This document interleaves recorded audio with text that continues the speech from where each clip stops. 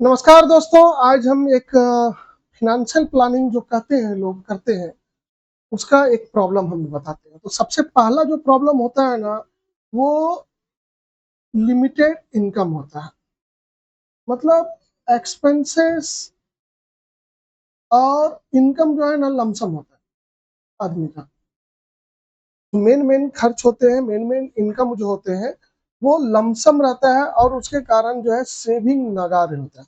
मान लिया कोई आदमी जो है 50,000 पर मंथ कमाता है, यानी कि 6 लाख रुपए साल का, और 40 से 42 हजार रुपया ऑन एन में खर्चा हो जाता है। ठीक है, 12 8 96, लगभग 1 लाख रुपया बचा पाता है मुश्किल से।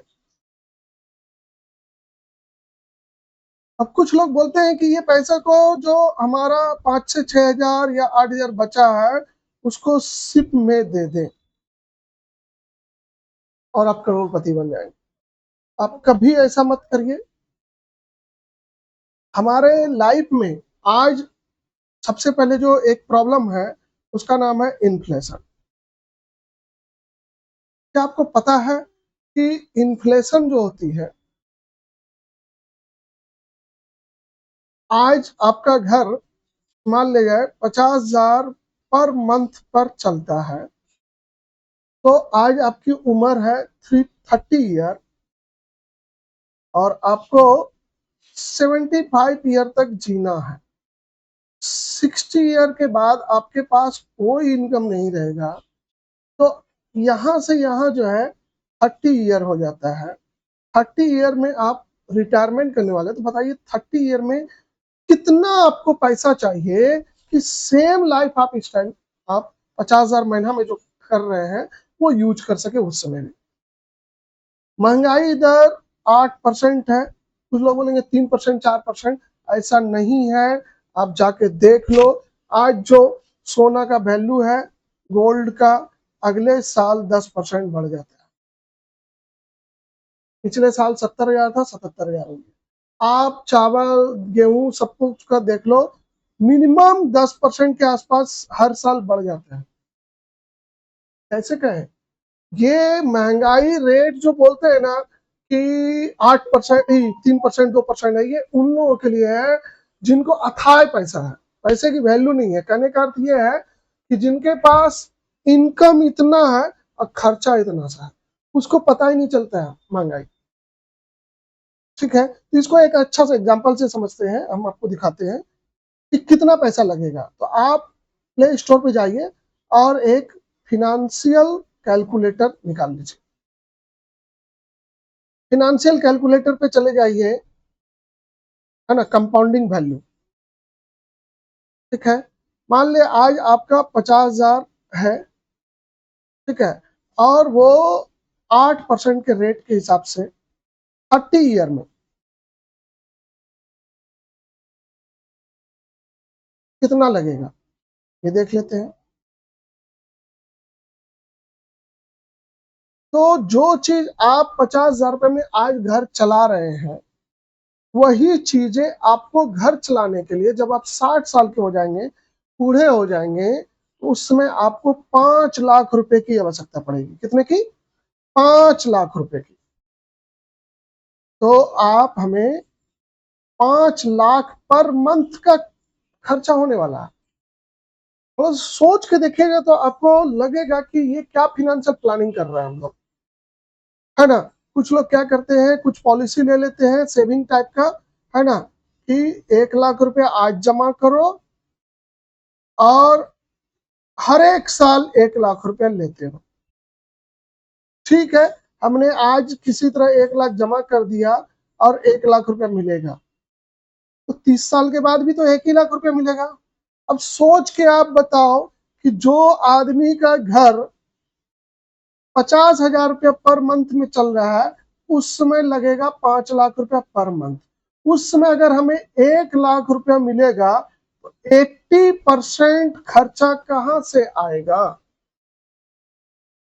सोच के देखो, ये तो 20% ही ना कवर कर रहा है जी।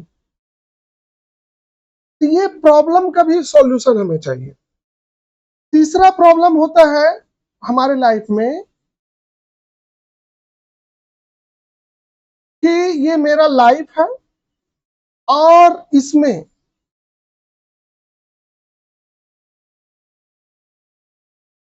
तीन पॉसिबिलिटीज होते हैं और दो प्रायोरिटी होता है।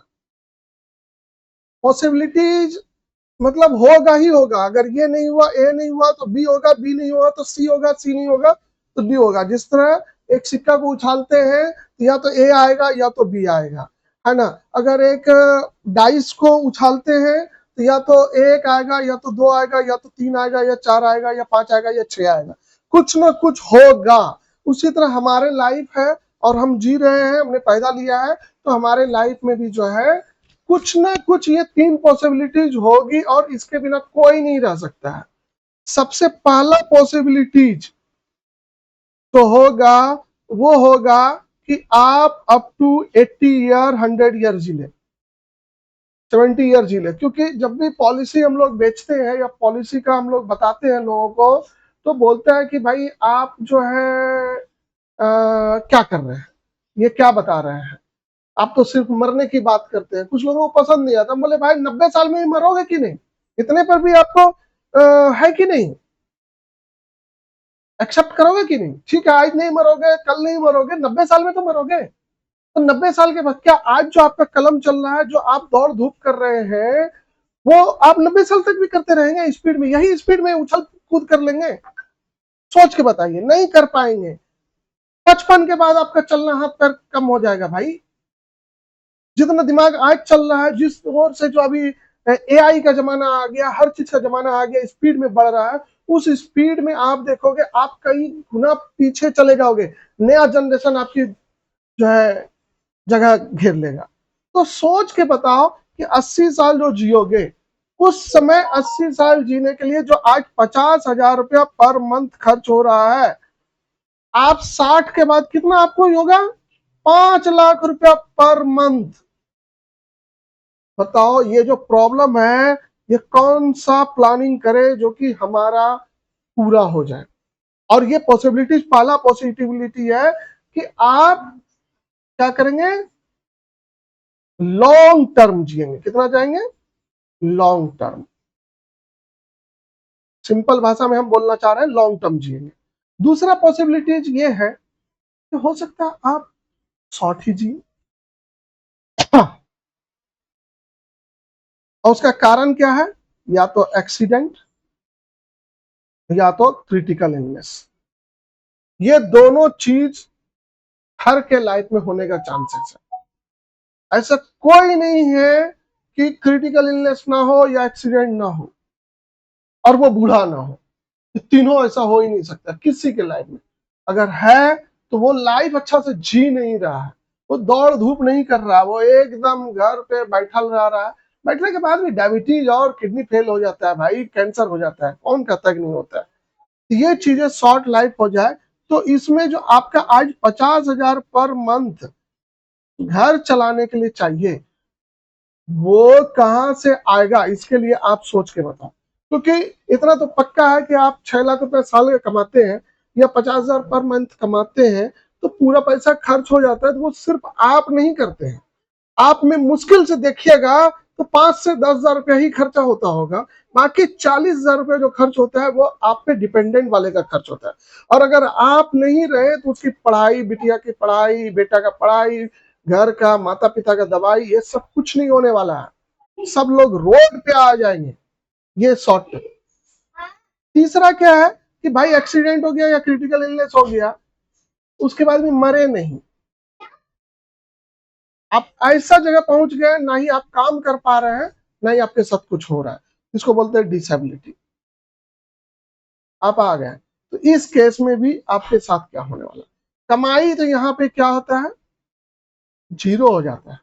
और खर्च जितना 50,000 हो रहा था ना, अब आप पे 30 से 40,000 रुपया पर मंथ एक्स्ट्रा होने लगता है बचाने के लिए। क्योंकि कोई भी ऐसा आदमी नहीं है जो आपको, घर वाले आपको चाहेंगे कि आप मर जाओ। तो 50,000 तो पहले से खर्च हो ही रहा था, एक्स्ट्रा में 30 से 40,000 रुपये आपके दवाई दारू ये सब पे खर्च होने लगता है। ऑन एवरेज की बात कर रहा हूँ, ये क्रिटिकल इलनेस की, इससे ज्यादा ही खर्च होता है। इस सिचुएशन को भी कैसे सॉल्व किया जाए, इतना याद रखेगा ये 3 पॉसिबिलिटी जो है ना आपके लाइफ में आएगा ही आएगा।